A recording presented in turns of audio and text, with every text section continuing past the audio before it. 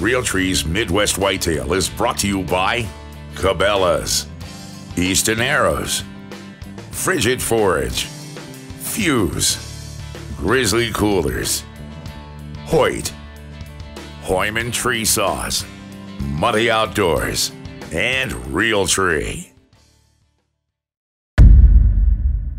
Day 17, November 3rd.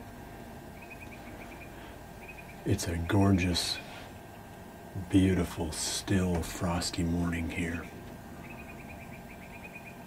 The spot we're sitting in is it's a redneck blind that overlooks this real tight little funnel. We call it the tube.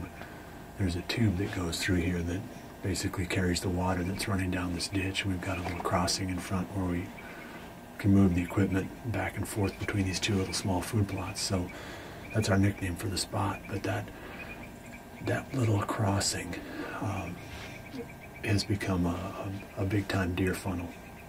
And this blind sits about 15 yards from it. It'd be a really cool spot to be in a tree, but there's no way you could get down in this valley and hunt out of a tree stand without the swirling winds just messing everything up. So the blind is the perfect solution for that. You're probably wondering after yesterday's video blog what I'm doing back out in the field. But either way, whether I was successful yesterday or not, I do have 2 tags for Iowa. One is a landowner tag and the other one is a statewide tag. So I'm not going to give away the results of that hunt. But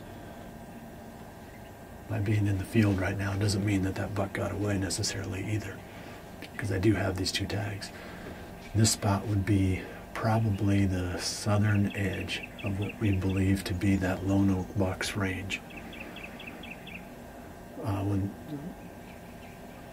When we've gotten pictures of that deer and sightings over the years, it's been mostly to the north of this spot. And that kind of goes with my overall strategy of hunting the rut. I don't like to pile right in on top of where I think the deer is spending most of his time. I'd rather fringe it and let the rut kind of mix things up and push them out to the edges where you got a better chance of hunting them without educating either that deer or a bunch of other deer. So we're just being patient, waiting for the right opportunities, and then we'll be a lot more aggressive with this buck.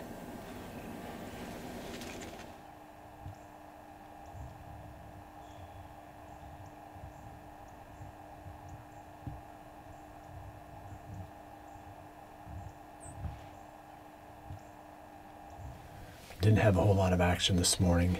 I think we saw a buck chasing a couple of does, but they were off to the side. We couldn't get the camera on those. Just probably a 2-year-old buck. Then a little spike came through and some turkeys, and that's been our whole morning. It was super still this morning, and I know that our deer don't move well on really still mornings or really still evenings. The wind has kind of kicked up a little bit now. We're going to move on, get out of here, get a little bit of work done. And for this afternoon hunt, we're going to do a little bit of kind of freelancing. We're going to move to an area where I had some pictures of the old 8 and just kind of hunt an observation stand or a scouting stand, whatever you want to call it, and maybe we'll get a chance to at least see this deer. It'll put us in that area at least. I don't have a lot of really good options for an east wind.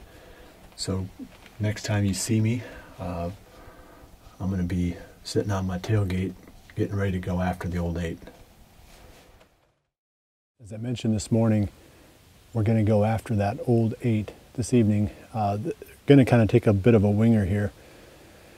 We don't know for sure where this deer is living. We just got some basic information, some well after legal shooting time trail camera pictures, which may be misleading because the deer can go a long ways in an hour. But he's been in this area, so we might as well start here. It's about the only spot on the farm that I could think of that had any decent chance of mature buck encounter for this east wind. East winds are uncommon enough that I just probably don't have enough tree stand locations set up for them. I probably need to look at that a little bit harder and maybe have a few more options available when the wind swings this direction. So we're gonna go in, and the spot we're gonna hunt is actually one that I hunted in 2008. Hunted it one time. Drew Yurkowski filmed me kill a buck out of this stand. First time in, we never went back. So rule number 1 or step number 1 is making sure that these stands are still safe. So I'm going to be really careful with all my safety equipment and just making sure that these stands are secure, and might have to restrap them, and then we'll start our hunt from there.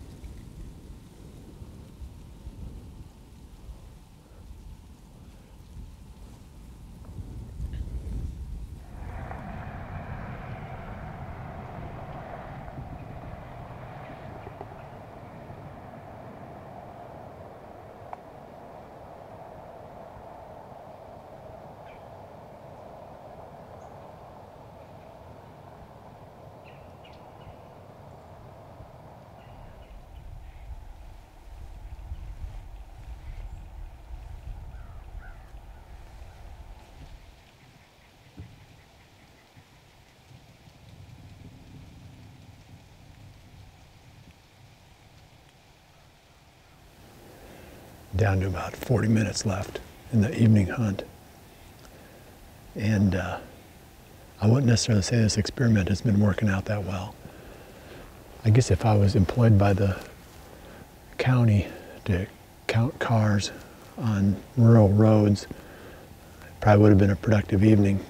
But as a whitetail hunter, hoping to shoot a mature buck, it's been pretty much of a bust. I guess when you hunt spots that you're seeing way more people than deer, you start to question whether that was a good choice or not. If anything else comes out this evening, we'll show it to you. Tomorrow, Saturday, I'm taking the weekend off. Got some work to do. Weather's supposed to be a little bit wet. Be a good chance to get a few projects done and get ready for next week. Next week should be really good. So if you're watching this and you're trying to figure out what to do next week, I would suggest that you get in a tree stand. That would be my best advice. November 7th is my favorite day of the year, and by the forecast that I've seen so far, the weather should be perfect.